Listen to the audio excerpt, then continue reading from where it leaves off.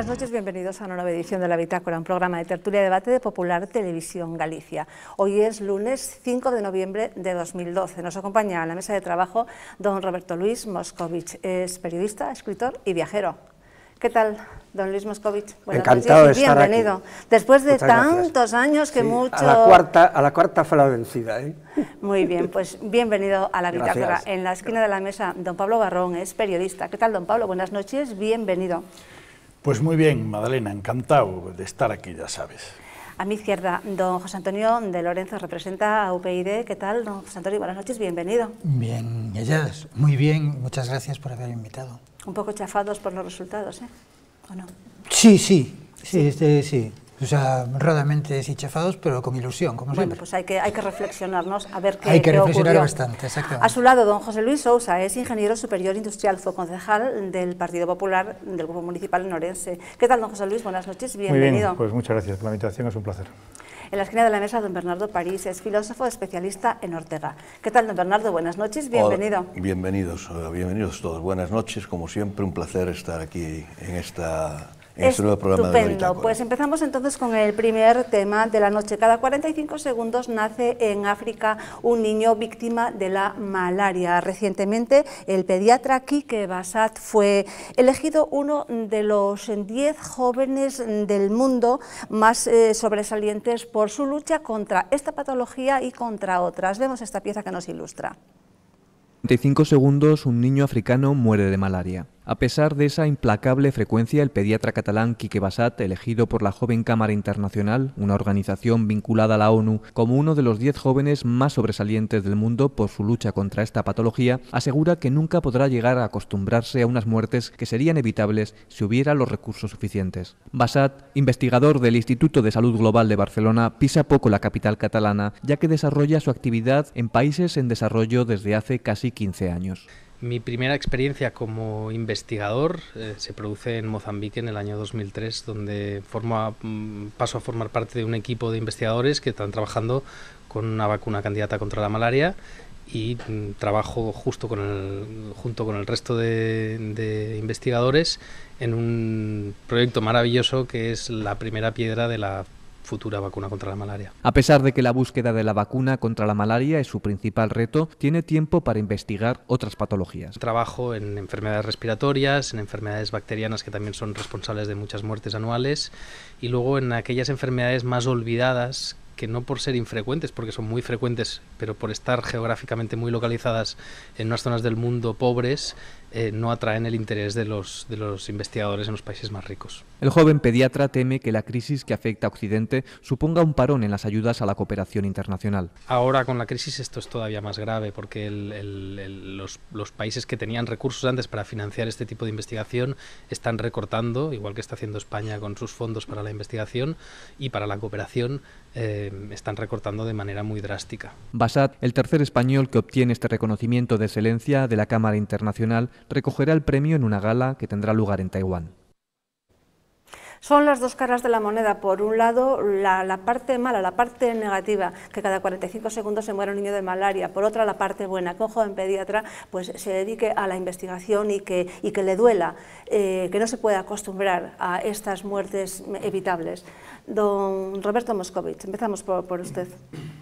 Bueno, la muerte es una cosa inevitable a largo y a corto plazo. Evidentemente, todo lo que sea posponerla, luchar contra ella o evitarla en lo posible, sobre todo en casos como estos que son de efecto masivo. Y en países que, como bien decía la presentación y tú misma, son económicamente muy débiles, tienen una cultura bastante retrasada, podríamos decir, y carecen de medios e incluso carecen de formación suficiente para poder tratar de llegar a esos lugares en los que de alguna forma podrían ayudarles a sobrevivir o por lo menos a rebasar estas carencias que tienen. La malaria parece mentira que a estas alturas, en pleno siglo XXI, todavía siga siendo una plaga, porque evidentemente en los países desarrollados está desterrada hace siglos, pero lamentablemente en muchos lugares de África, de India y de otros, de la parte de Asia, la parte baja asiática, todavía existe y además causa muchísimas muertes. Y por favor, un inciso, con permiso, hablando de muerte, quisiera recordar a una gran persona que falleció anteayer, que es José Manuel Pose Mesura, delegado que fue del gobierno en Galicia, un socialista de corazón y una bellísima persona, y que luchó también contra la muerte de una forma tenaz, pero lamentablemente se ha ido. Pues Perdón también, por el inciso y gracias. Sí, no, estupendo, gracias por ello, y también, bueno, pues desde aquí, desde el programa, le enviamos nuestro pésame a la familia y un recuerdo para él. Aquí tenemos al abanderado Patarroyo, que bueno, que está buscando desde hace tanto tiempo la vacuna, ¿no? Una de las preocupaciones que manifestaba este pediatra, Quique Bassat, es que ahora con la crisis, pues claro, eso está influyendo en las ayudas al desarrollo, pero también a la investigación, y de esto se están quejando las universidades. Don José Luis Sousa. Bueno, yo la verdad es que siento admiración por las personas que tienen como pasión la investigación y al mismo tiempo el servicio a los demás, sobre todo el servicio a la gente en países tremendamente subdesarrollados y que tienen unas carencias sanitarias enormes. Para mí un aplauso enorme para esta persona, que es además una persona joven. Ojalá logre sus objetivos, porque lo que es tremendo es que estos países subdesarrollados que sufren estas lacras enormes, al mismo tiempo son países extraordinariamente potenciales en recursos económicos, tienen grandes recursos económicos, pero parece que los gobiernos que deciden su futuro no van por ese camino. Entonces, mi admiración a este hombre, porque la verdad es que hay poca gente que su vida la dedica a estas cosas. Alguna culpa tendremos también los países llamados del norte, los países ricos, ¿no? Don Pablo Barrón.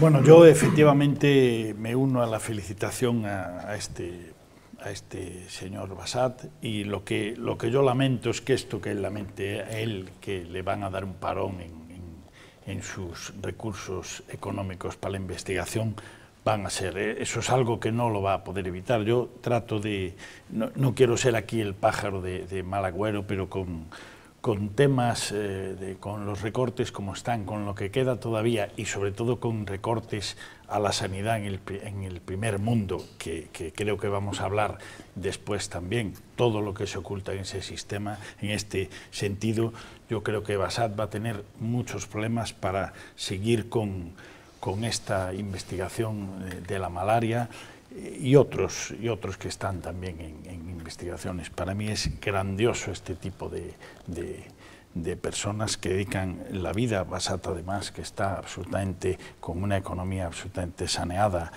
por su parte y está totalmente dedicado a este tema, pero me temo que va a tenerlo que empezar a hacer con inversiones privadas, y será otra historia, como hizo Josep Carreras en su momento y alguno más, porque los recursos, por desgracia, no le van a llegar, se los van a cortar si no se los han cortado ya. Y eso es lo lamentable, pero hablaremos, creo, después de temas de sanidad y de cosas del primer mundo, que es este. Y me gustaría también decir que yo, que estuve revisando estos datos, estamos teniendo enfermedades africanas en el primer mundo.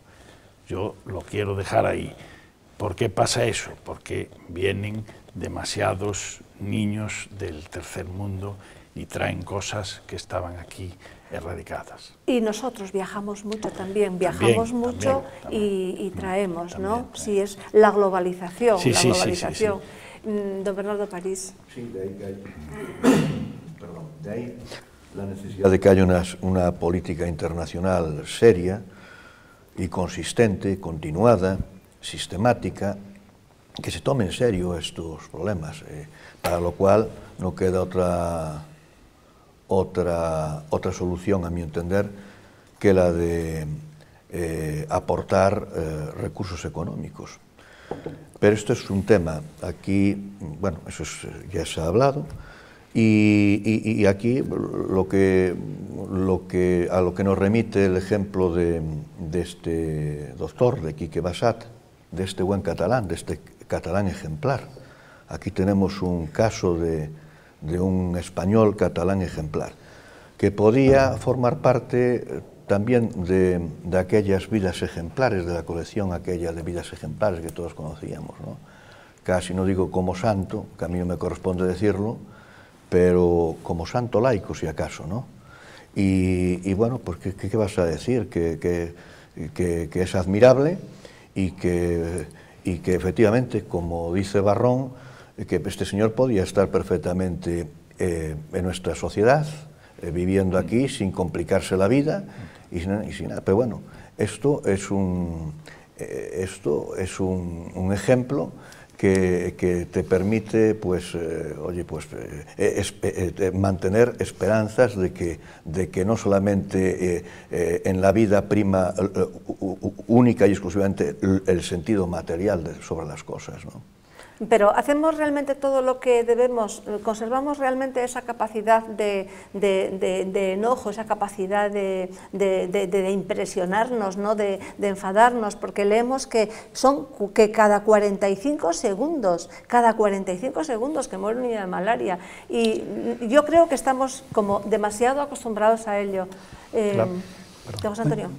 Bueno, el asunto... Primero, yo creo que la sociedad en el primer mundo está yendo como a un capote que le lanzan los poderes fácticos, de tal manera que en vez de preocuparnos de lo fundamental, nos preocupamos a veces de intrascendencias. Entonces, desde este punto de vista, no es alejado pensar cómo están montadas las televisiones y cuáles son los programas que fomentan desde la televisión, como un elemento de que la gente se olvide de lo fundamental y trate sobre cosas accesorias. Me ha interesado dos puntos, y estoy totalmente de acuerdo con ellos, que se han tratado aquí. Uno es el tema de cómo es la investigación. La investigación nos está moviendo. Esto no debería de ser algo extraordinario. Ya. Hay millones de personas que se mueren, todo tendría que estar dedicado a eso, porque es un elemento fundamental. Entonces, los criterios de investigación no son criterios objetivos, no son criterios en función de qué es lo que realmente necesita la humanidad, sino de criterios mercantilistas. Desde ese punto de vista es preocupante. Y después hay otra cosa también que hay que establecer aquí, ¿no? ¿Qué responsabilidad tiene el primer mundo respecto de esto? Porque hace unos años, no sé si en la actualidad es así, Guinea Ecuatorial tenía la misma renta per cápita que Suiza. Claro, no igualmente repartida. Pero, ¿cómo se trata Obiang Nguema cuando anda por Europa? La responsabilidad de los países del primer mundo es definitiva, porque muchas veces no, generalmente nos estamos aprovechando, o sea, estamos sacando las riquezas que tienen esos países, al mismo tiempo que no nos preocupamos en absoluto de la situación de los ciudadanos. Efectivamente, bueno, yo creo que ha puesto el dedo en la llaga. Efectivamente, ¿cómo lo recibimos? Pues a cuerpo de rey, ¿no? A cuerpo de rey, como recibíamos pues a Gaddafi, pues a todo el mundo, ¿no? Pues al rey de Marruecos, sin reclamarle, bueno, pues las políticas que están teniendo en esos países, Doña Madalena, ¿no? Sí, sí. No, pero pueden interrumpirse, sí. No hace falta que sean tan formales, tan formales. Bueno, de todos modos, hay otro aspecto dentro de lo que es el plano meramente económico del tema. No solo que el primer mundo se aproveche del tercer mundo o del cuarto, porque ya no se sabe qué lugar ocupan en el mundo real, sino que también hay otro tema muy importante que se obvia a veces, pero que es endémico y propio de los países subdesarrollados. Y lo digo yo, que pertenezco a una gran organización de ayuda, a una ONG mundial, que es los Clubes de Leones, y que lo vivimos en el mundo entero. Yo he sido gobernador presidente nacional, conozco el tema porque estuve en el exterior en varias ocasiones. Es el uso que hacen de las ayudas que les damos. Muchas veces nosotros aportamos, no solamente científicos, como el caso de este joven que es, desde luego, elogiable en grado sumo, sino que les damos medios. Hemos llegado ya a la conclusión que lo mejor es no darles medios económicos. Lo mejor es casi ir allí y hacerle las cosas. Era como el sistema de enseñarle a pescar en lugar de darle pescado, ¿no? ¿Por qué? Porque estos gobiernos, la mayoría, lamentablemente, están muy manipulados, claro, son muy poco fiables, y los fondos, aquí pueden ir, imagínate, 100 millones de dólares o de euros, y ten la certeza que a esa pobre gente no llegan ni 10 millones. Claro. no llegan ni 10, tenían que llegar a los 100 Sí, millones. cierto, que en general pues va a la primera dama y es la primera dama la que tiene que redistribuir y Pues en es que es efecto, un tema, pues el tema pues es no muy, llega. el tema, concluyo, el tema es muy haríamos a partir de aquí un monográfico, pero Sí. me dicen que llevamos ya 20 muy minutos breve, de programa muy y breve, tenemos que pasar a la brevísimo, segunda. Mientras yo brevísimo, hablo usted, venga. Muy complejo, es un tema muy complejo, por eso Adelante y ya. Por eso decía yo que bueno, que centrarnos en este caso, porque no hay tiempo, y por la complejidad del tiempo, en la ejemplaridad de esta vida, ¿no? Perfecto. Que había que preguntar si era por caridad Vamos con o por solidaridad. otro tema. La decisión de la Xunta de Galicia de recurrir por inconstitucional el decreto del Gobierno que suprime las primas a las renovables fue una idea muy bien vista por la Asociación Eólica Gallega, que ve muy bien que el Gobierno de Alberto Núñez Feijóo tome las riendas para una retribución justa. Don José Luis Sousa, el tema eólico, el tema de las primas. Las dichosas primas. Las dichosas primas, sí. Dichosas Que no de riesgo en este familiares, caso, sí, vaya. Efectivamente, todas son primas. Bueno, yo creo que es una decisión muy acertada de la Xunta de Galicia. Hay que tener en cuenta que el plan eólico gallego puede mover 16.000 empleos, puede mover del orden de 1 billón de pesetas en planes industriales asociados al desarrollo eólico. Lo que ocurre es que yo creo que esto se está convergiendo hacia un punto sin retorno, en el sentido de que yo creo que están gestionando las cosas a nivel estatal, sobre todo los que las han gestionado antes de la llegada de Mariano Rajoy. Este tema lo han manejado absolutamente mal, de tal manera que han metido en el saco de todas las renovables una incertidumbre enorme desde el punto de vista del apoyo institucional a estas inversiones, y ahora mismo, a través de un decreto que se firmó en enero de este año por el nuevo gobierno, pues todas las energías renovables que no estén prescritas pues no tienen derecho a las primas. Eso trae como consecuencia que no haya inversión en este sector ahora mismo aquí en Galicia, porque el plan eólico de la Xunta, que es un plan eólico enorme, porque son 2.325 megavatios los que se van a adjudicar. ¿Eso a qué equivale, para que lo entendamos? Pues fíjese, una central hidroeléctrica como la de Belle, por ejemplo, en Orense, pues produce 80 megavatios. Aquí estamos hablando de 2.325 megavatios. Es una potencia enorme, que implica pues un desarrollo tecnológico importante, una implantación de muchos aerogeneradores, por lo tanto vinculada a mucho trabajo. Es decir, ¿en qué nos beneficia a nosotros? Pues eso es lo que voy a decir yo ahora. La señora de casa, por ejemplo. Eso es lo que voy a decir yo ahora. Manuel Fraga. El problema, claro, lo que decía yo de que esto en vez de ser convergente hacia un punto positivo, al final es divergente en el sentido siguiente. El tema de las renovables nació en el año 81 con un objetivo único y exclusivo, que era crear una menor dependencia del petróleo, fundamentalmente, y abaratar la tarifa eléctrica. Eso fue el objetivo fundamental de las renovables, tanto de la mini hidráulica como de la cogeneración, como de la eólica o de la solar. Hemos desembocado en todo lo contrario. Y entonces la situación es que no converge en ese fin, sino que converge pues ahora mismo en un déficit tarifario que ronda ya los 30.000 millones de euros y que ese déficit tarifario va a haber que pagarlo a través de los recibos de cada una de las personas que estamos consumiendo energía eléctrica. Entonces hay un cuello de botella del que no somos capaces de salir y que está perjudicando de una forma notoria al desarrollo de las renovables en España. Yo espero que este gobierno lo enfoque bien, tenga sentido común, se pare a estudiar bien los temas y al final esto se pueda poner en valor, porque es una tristeza que Galicia, fíjese que solo en los planes industriales asociados Galicia se juega 1 billón de pesetas, por poner un ejemplo. Billón nuestro, no billón norteamericano. Billón de pesetas, es decir, por ejemplo, por poner un ejemplo claro, Fenosa Wind, que es una empresa asociada a propia Fenosa, por su plan asociado industrial tiene la obligación de invertir 1.000 millones de pesetas aquí en Galicia. Quiere decir que son cifras realmente importantes y la infraestructura es realmente importante. ¿Qué ocurre? Pues que al final parece que no somos capaces de dar con la tecla importante para que la tarifa eléctrica, que es el resultado final de todo esto, baje y el usuario pues no sea el culpable siempre de tener que pagar todas estas cosas. No, yo creo que se quedara como está, yo me conformaba con que se quedara como está, ¿no? Y sin embargo tenemos una mancha gallega plagada, nunca mejor dicho, una inmensa y como interminable mancha plagada de molinos de viento, ¿no? Ante los cuales yo, que ya tengo propensión hacia ello, hacia el personaje, me siento Quijote cada vez que paso delante de ellos, ¿no? Y claro, es que...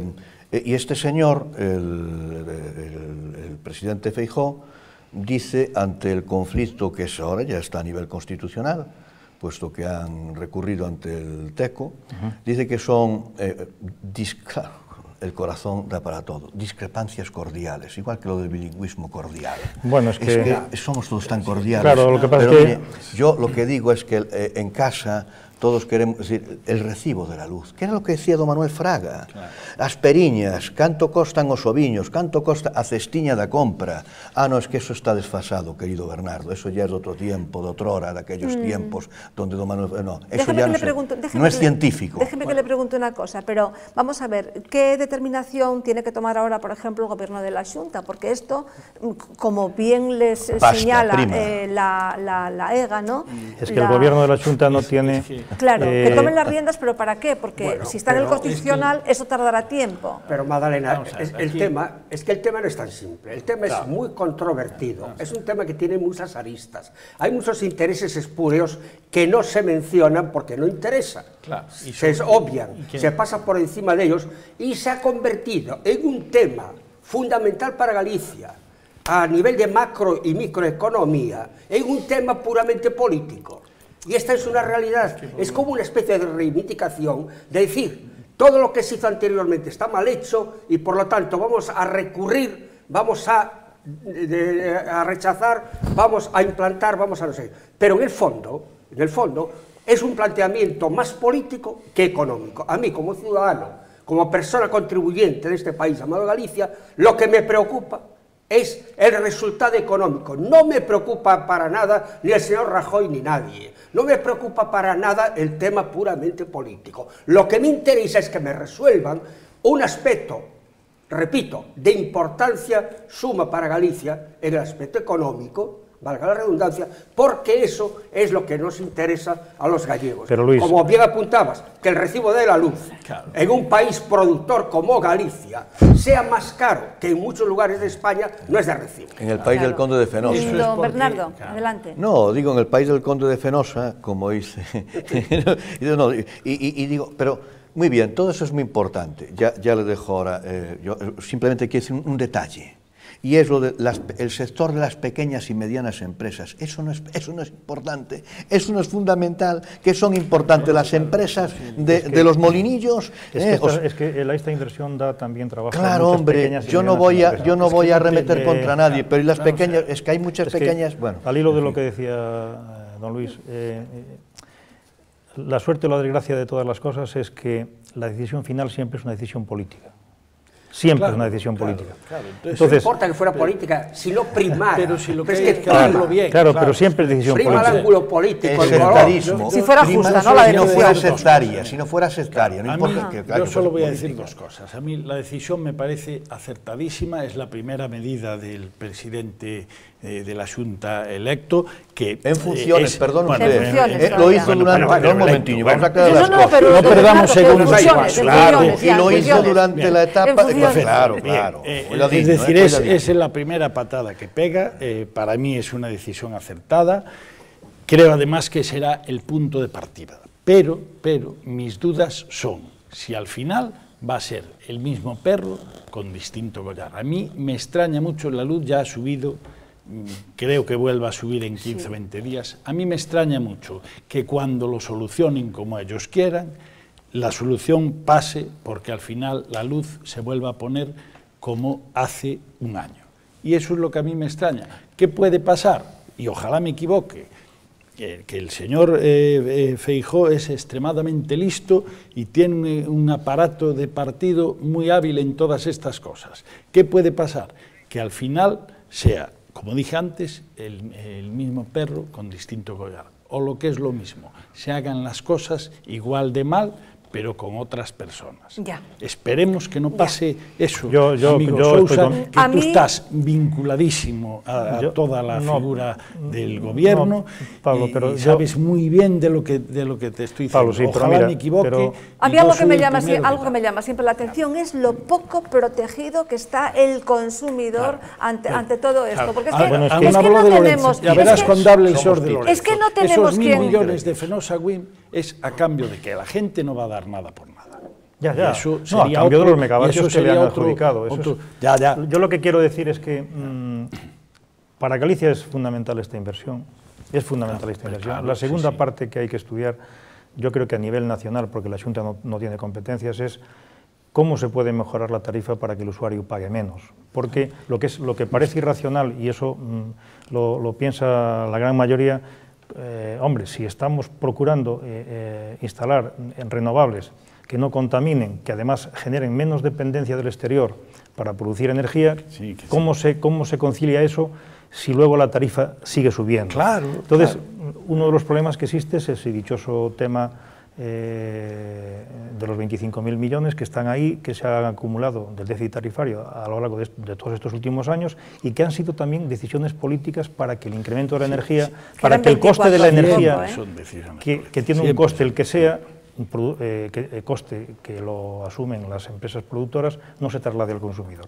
Yo creo que eso todo hay que conciliarlo, Pero, don pero José Luis, no perjudicando fundamentalmente al usuario final, Don porque José Luis, es un pero es para- contrasentido. Yo opino igual Claro. que... pero El es para maestro beneficiar, Moscovich es para lo decía beneficiar, antes, es o para sea. beneficiar al usuario o es para que ese que tiene la empresa gane más, ese Vamos que a ver, tiene... no hay ninguna empresa mercantil en el mundo que Sí. vaya a un concurso, el que sea, de energía eólica, Sí.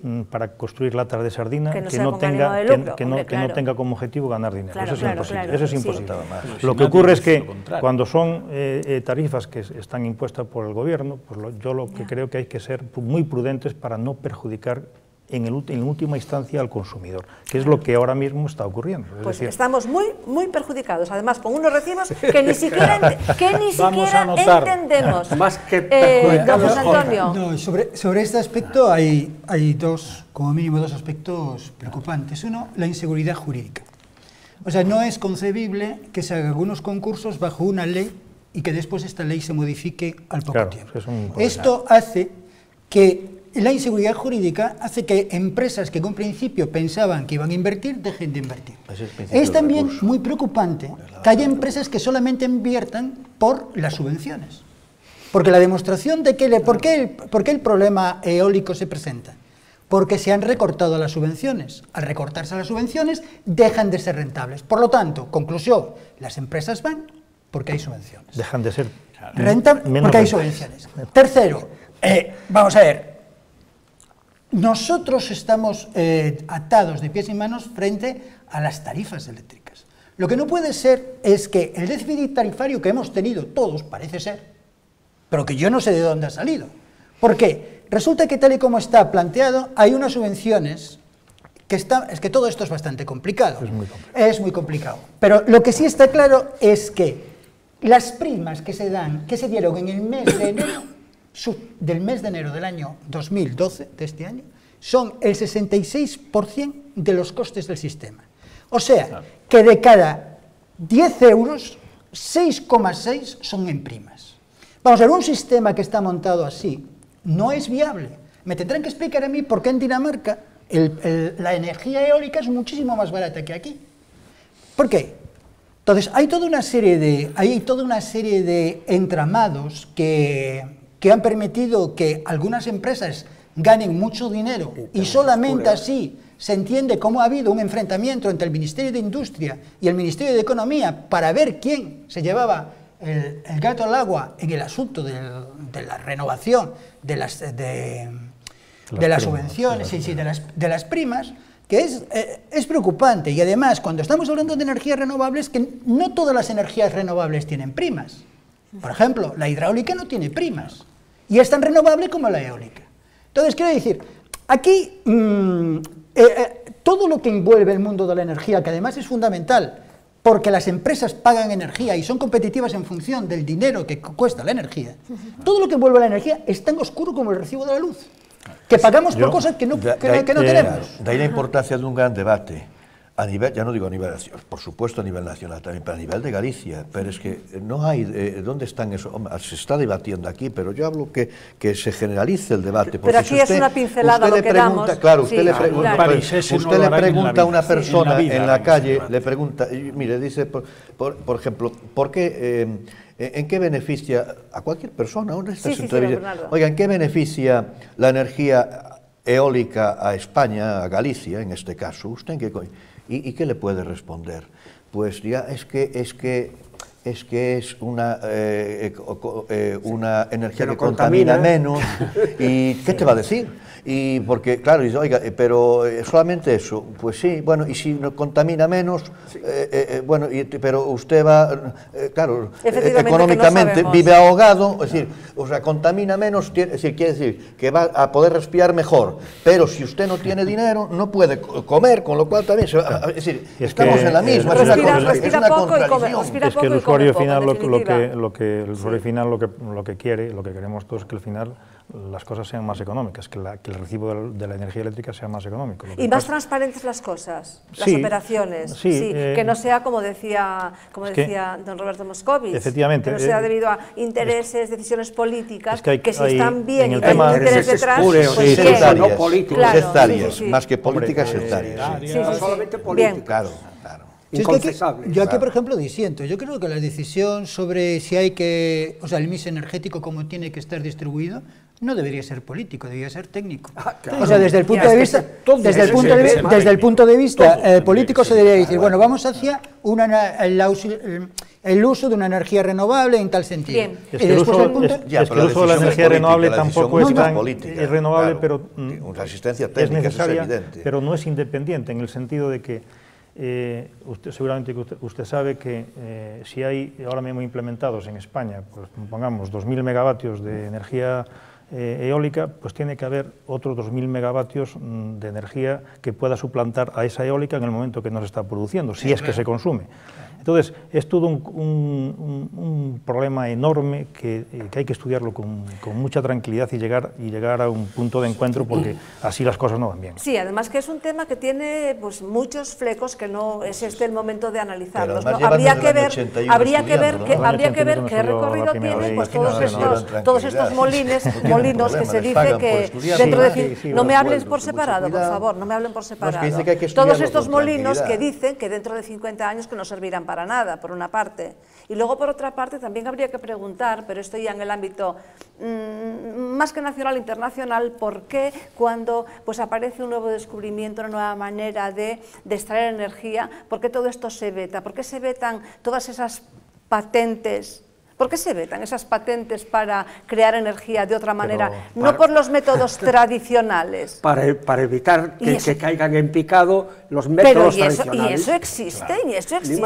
Y cada vez que un loco, y digo un loco, un soñador, entre comillas, pues te viene con el invento, don Bernardo, por favor, no me hablen al oído, te viene con el invento, enseguida lo que hacen es pararlo, ¿no? Sí. Bien. Pues no sabía que iba a tener tanto éxito el tema. Vamos con otra cosa. Una pincelada sobre Pachi Vázquez, que vamos hoy de pincelados porque tenemos poco tiempo. Pachi Vázquez, a pesar de la debacle electoral el 21O, no piensa dimitir. Dice que unas veces se gana, que otras se pierde, que el Partido Socialista ha perdido la credibilidad en el ámbito nacional, que las socialdemocracias que no están en su mejor momento, pero que bueno, pues ahí sigue hasta un próximo congreso. Don Pablo. Pues tú misma lo has dicho, Pachi Vázquez no se va a ir hasta que lo echen. No sé si en el Congreso, no sé si con el juicio campeón que libere a Pepe Blanco, si lo libera, yo no sé exactamente cuándo, pero Pachi Vázquez no se va a ir. Hace muchos años que los conocemos. Me ha llegado que está negociando su salida hacia o bien Europa, o bien al Senado, pero nada, de irse de la política, nada. Bueno, a ti te habrá llegado eso, pero entonces lo que no te llegó es lo que dijo ayer. Él dijo ayer textualmente, nadie de la estructura del PSG pidió mi dimisión. No, es decir, es un planteamiento completamente distinto. Sí. Él dice, yo no me voy porque nadie pidió que me vaya. Claro. No, señor, yo entiendo que cuando una persona cosecha un fracaso de ese nivel, y yo no soy dudoso, para nada, pues lo que tiene que hacer, por honestidad política, por dignidad política, por llamarla de alguna manera, pues es sencillamente decir, señores, no resultó, por lo que fuere, bye, bye. Dispongan de mí para lo que quieran, estoy ahí, mi teléfono es tal, en una palabra, dejar yo. Pero esto me recuerda a un viejo amigo, a José María García, que lo recordaréis mucho, cuando hablaba de la poltrona, y se refería a los cargos de lo que se podía ver en aquel tiempo, que era de deportes, y se refería sobre todo a los cargos del fútbol, que no había nadie que se quisiera ir y no había forma de echarlos. Y él decía que se agarraban a la poltrona de mala manera. Aquí ocurre igual. El 90% de los políticos que hay en este país llamado España, le tienen más apego al sillón que a las siglas. Yo diría más, hay muy poca gente con ideales auténticos. Políticos de verdad, muy pocos. Mira, políticos, en la época que yo estuve, yo fui teniente alcalde del Ayuntamiento de La Coruña, pero en la época de verdad, cuando era democracia de verdad, no era un oficio, no era una profesión. No es necesario que sea una profesión o un oficio, porque acaso personas muy dignas que tienen unas responsabilidades grandes fuera de la política, no ejercen la política muy bien, e incluso, diría más, probablemente no van a meter la mano en el cajón porque, por principio, y porque tampoco lo necesitan. Aunque no es excluyente porque hay gente que tiene mucho dinero y sigue tratando de tener más. Pero lo que sí yo tengo claro es que, repito, él, desde mi punto de vista, debería dimitir. Y de alguna manera agarrarse a eso. Don José Antonio. Bueno, yo pienso que es una cosa que el PSOE tendrá que aclarar. Bueno, sabía que me iba a decir esto. O sea, es una cosa que la verdad... Siempre dice eso de no, pero vamos a ver, es que para mí, yo pienso que fue un candidato accidental. Él quiso ser un accidente porque se empeñó en eso y había una... Pero debería asumir entonces, ¿no? Sí, debería asumirlo, pero bueno, quiero decir, es una cosa interna de ellos y que lo resuelven. Había una...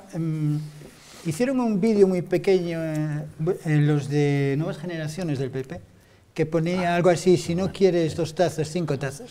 En el que aparecía Pachi Vázquez al principio, no quiero ser, pero bueno, no quiero ser, bueno, pero no me quiero ir, bueno, pero bueno, ahora ya es tarde para irme. Y entonces, quiero decir, esta actitud de falta de definición por parte de Pachi, yo creo que sí ha sido trascendental y no, digamos, no ha sido capaz de aunar las voluntades del PSOE en torno a su figura, sino que ha tomado una actitud de, digamos, de manera...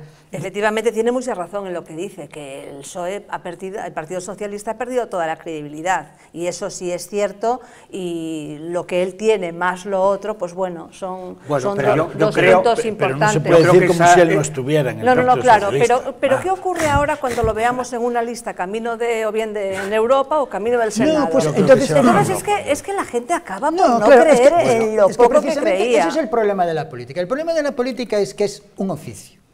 O sea, lo que decía José María García de la poltrona, ¿no? En realidad es que es un oficio. Entonces, hay gente que ha estado en la política toda su vida, claro, absolutamente. Y su lucha ha estado por estar en la política. Ya. Y entonces eso se convierte en una profesión. Y trata de vincularlo. O sea, en realidad al pueblo le importa un pepino, a los ciudadanos le importan un pepino, lo único que está luchando por sus garbazos. Y la política tiene esas salidas para ese tipo de personajes, como son mandarlos a Europa o al Senado. Candidato accidental y accidentado, tal como yo lo veo, sobre todo accidentado, y lo veo incluso en sueños con tiritas, lo veo mal, francamente mal, a él y al partido que representa, el PSOE de las Jons. Hablo del PSOE de las Jons porque hay otro PSOE, hay un partido socialista, obrero español, Don Bernardo, con Pachi, venga, que sí, es no, una pincelada sobre Pachi. No, pero hoy. mire, es que, vamos, ¿quién no se acuerda del tango Sillón de mis entretelas?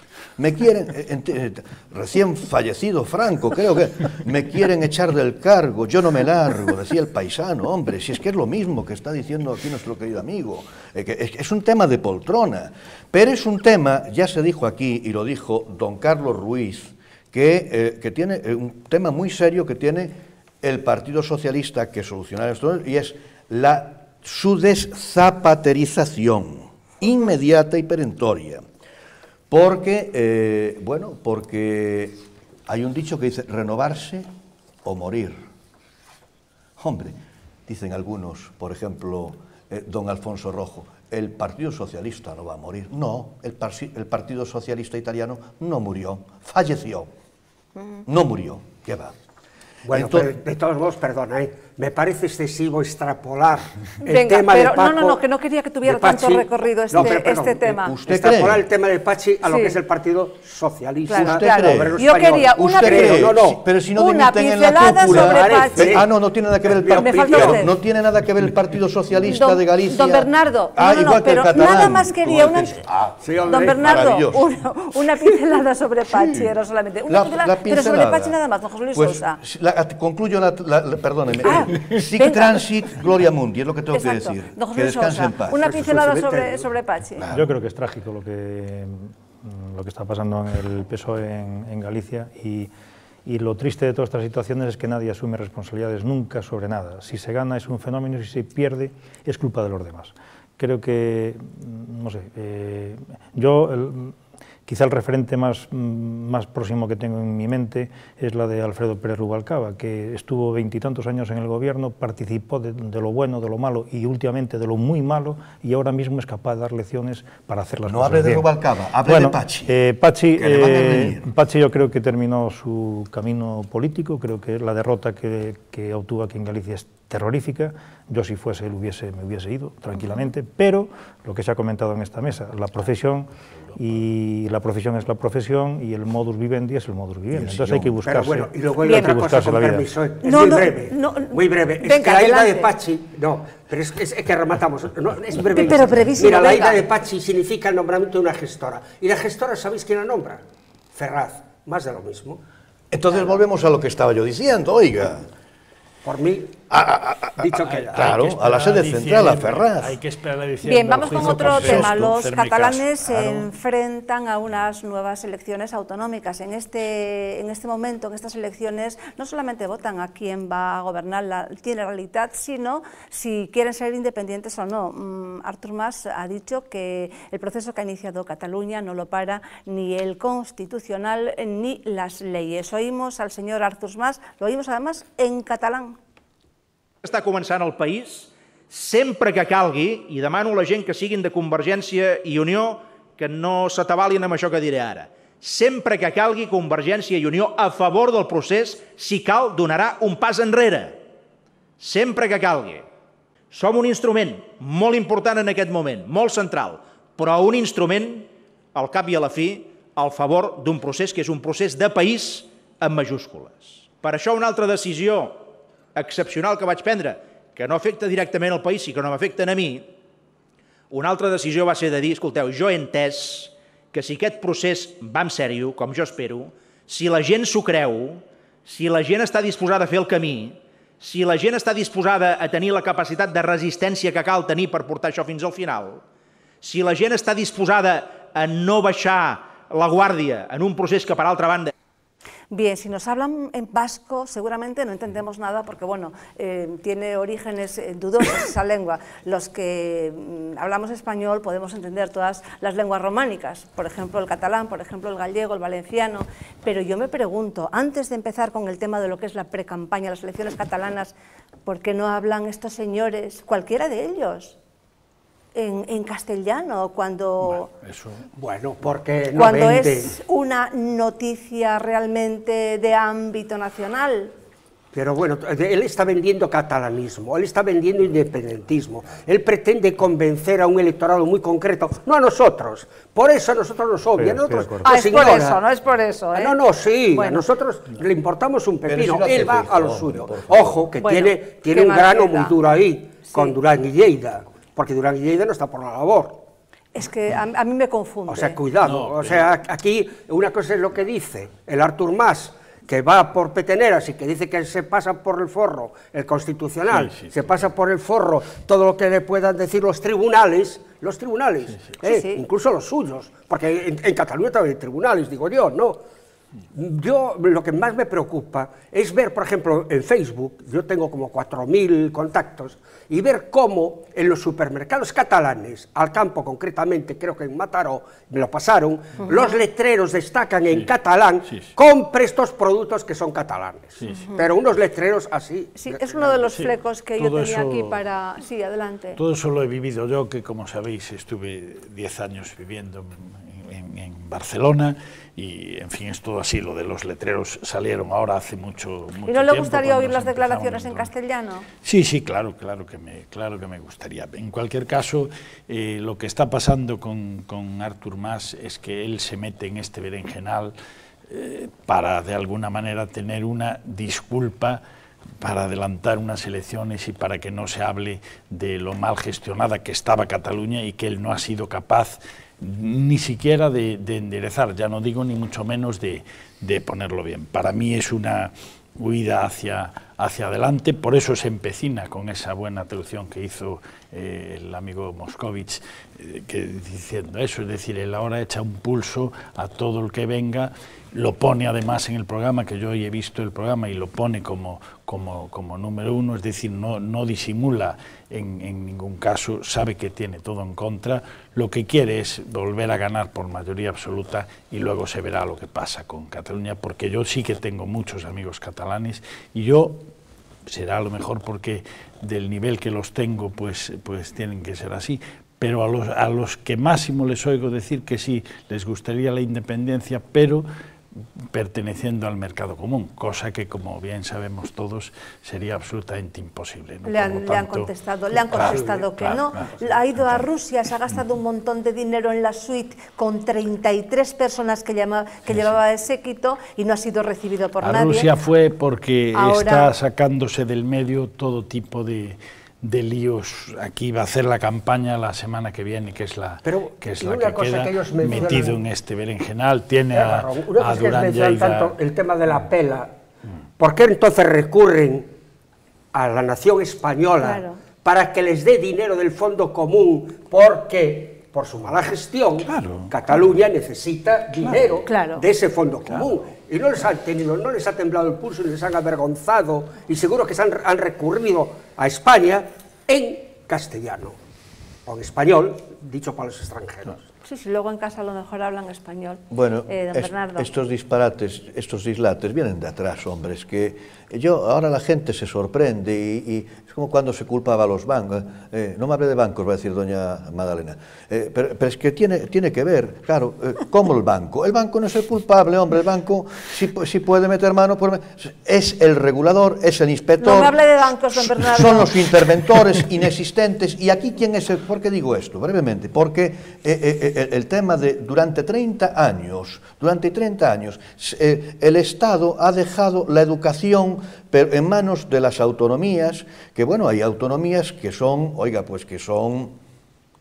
Don Bernardo, ¿vamos con la precampaña catalana o tiene que ver esto? Sí. Muchísimo. Lo de que está hablando en catalán este señor y a dónde hemos llegado con estos excesos. Hombre, ya me diga usted, si se las ha dejado, si las sucesivas generaciones desde los años 80 han sido formadas en un odio a España, ¿de qué estamos hablando aquí más que de otra cosa? Hablamos de otra cosa, que yo sepa, no. Aquí lo que hace falta es que el Estado ejerza constitucionalmente. Y cuanto más demore esto, pues bueno, porque aquí está, para mí es un caso de alta traición, lo que tenemos. Ya nos reiremos después, dentro de 5 o 6 años. ¿Tiene la Constitución quizá abierta por el artículo 155 por favor, si una comunidad, artículo 155, si una comunidad autónoma no cumpliese las obligaciones que la Constitución u otras leyes le impongan, o actuare de forma que atente gravemente al interés general de España, como está siendo, o está sucediendo, porque todas estas noticias, todo esto que se está pasando, repercute sobre los mercados, repercute sobre la deuda, sobre la imagen de España en general, ¿no? Las empresas, no hay más que...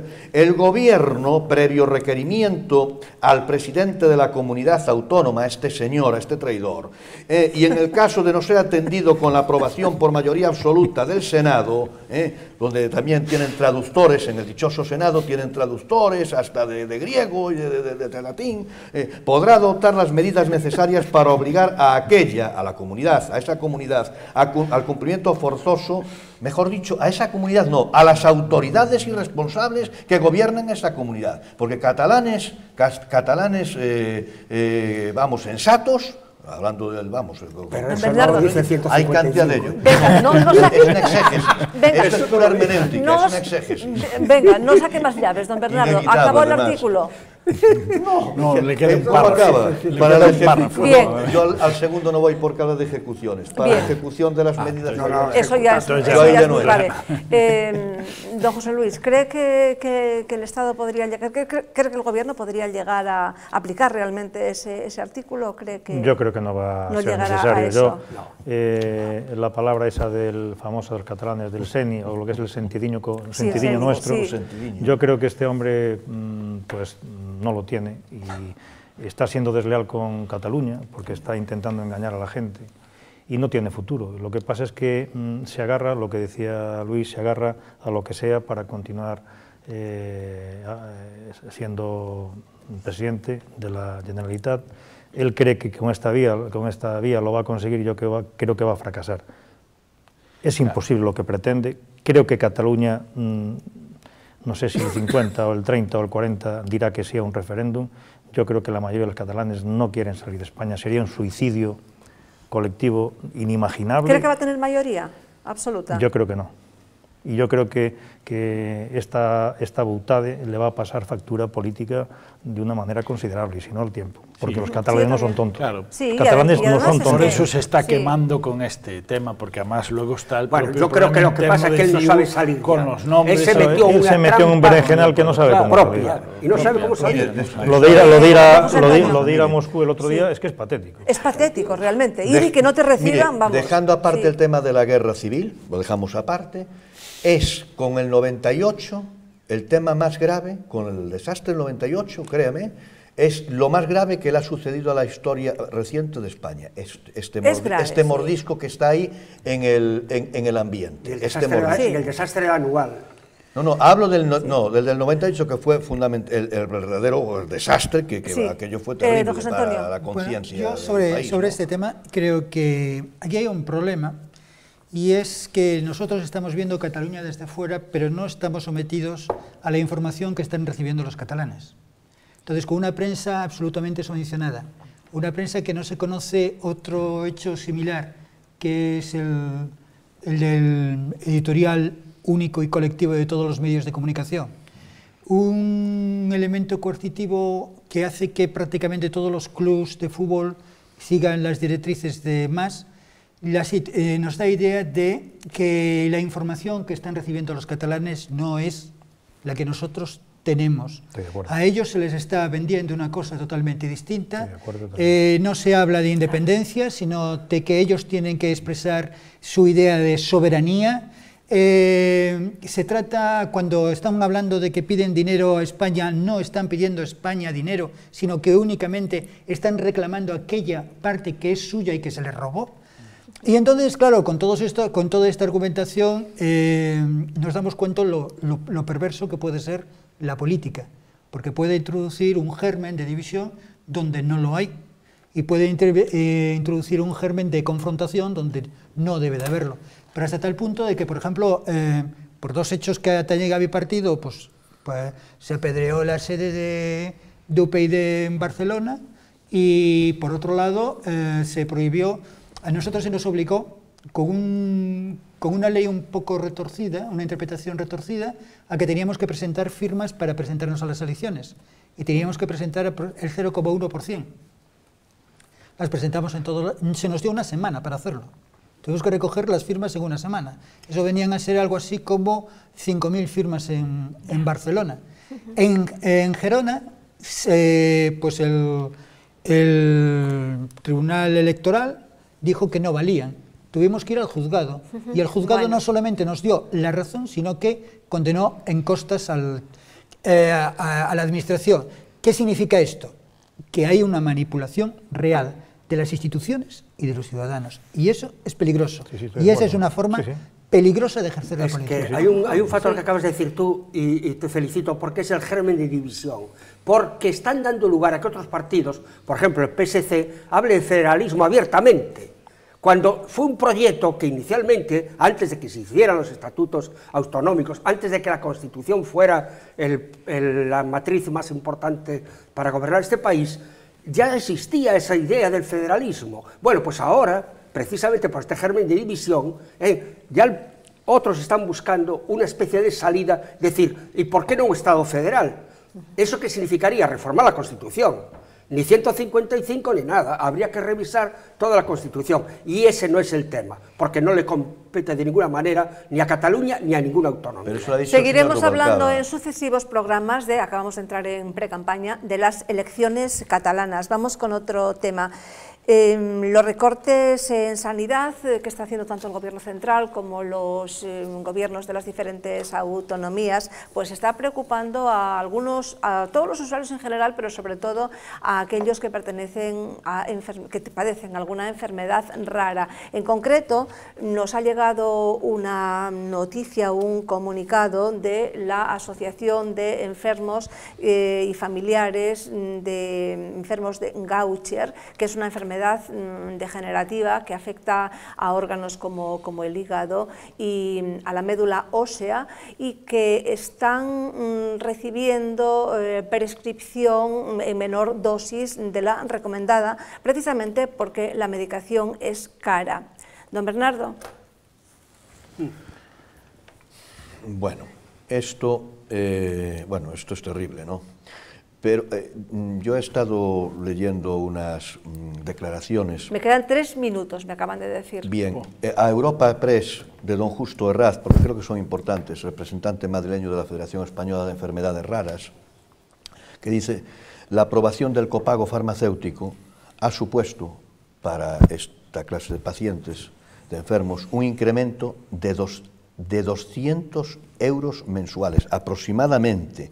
Lo que muchos, concluyo, lo que para muchos, con lo que muchos de ellos tendrán que elegir entre comer o destinar el dinero a los medicamentos. Ese es el tema. Entonces, bueno, pues ya se comenta por sí mismo, ¿no?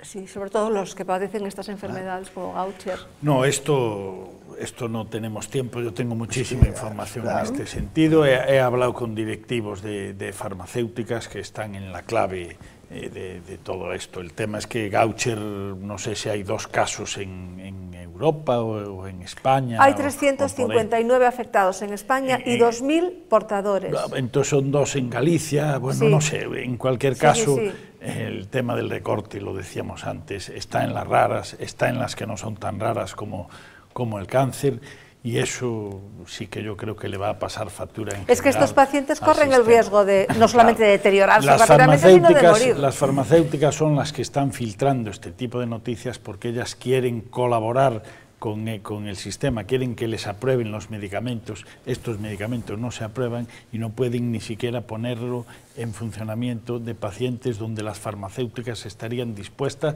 a pagarle la enfermedad. Pero el problema grave de este asunto, lamentablemente, y parece que es una broma, y no lo es que son pocos enfermos. Entonces a las propias farmacéuticas no les interesa trabajar para tan pocos enfermos, y eso encarece el producto una barbaridad. Yo hace muchos años tuve que someterme a un tratamiento que costaba una millonada en aquel tiempo, hace como 30 años, cosa por el estilo, una salvajada, pero de verdad, tenía que ir al inspector y tal. Pero en aquel tiempo, en tiempos de bonanza, había mucha gente que tenía también ese problema y no tal. Y yo precisamente por mi inquietud, por mi interés, fue cuando me enteré cómo trabajaban las farmacéuticas también, como dice Barrón. ¿Y qué ocurre? Que si hay muy pocos clientes, con todos los respetos para los que lo padecen, pues a la farmacéutica no le interesa hacerlo en plan masivo. Consecuencia, sale carísimo el tratamiento. Lo que no es de recibo es eso, que se deje morir a la gente por una cuestión pura y estrictamente económica. Sí. Bueno, yo creo que con esto, además, nos ha dado el broche final, porque con el tema que empezamos y el tema que acabamos, viene otra vez a enlazarse. No hay una investigación científica que no esté metida por el mercantilismo, porque como dices que hay pocos clientes, hay pocos enfermos que lo tienen, pero también puede ser que haya muchos, si no tienen capacidad adquisitiva, tampoco se va a hacer la medicina. O sea, el problema es que aquí solamente se hacen medicinas para enfermedades muy habituales y para gente que las pueda pagar. Y todos tenemos en mente a cuáles se dirige la industria farmacéutica. Eso ahora ya será con las raras y con las no tan raras. Otro tema es el de los recortes. La farmacopea es un negocio como otro cualquiera. Las farmacéuticas están para ganar dinero, tampoco nos engañemos. Pero la investigación no. Es que aquí, vamos a ver, es que aquí... es otra cosa. Claro, aquí hay una cosa que la investigación tiene que estar subvencionada por el Estado porque es, digamos, es el desarrollo de un país.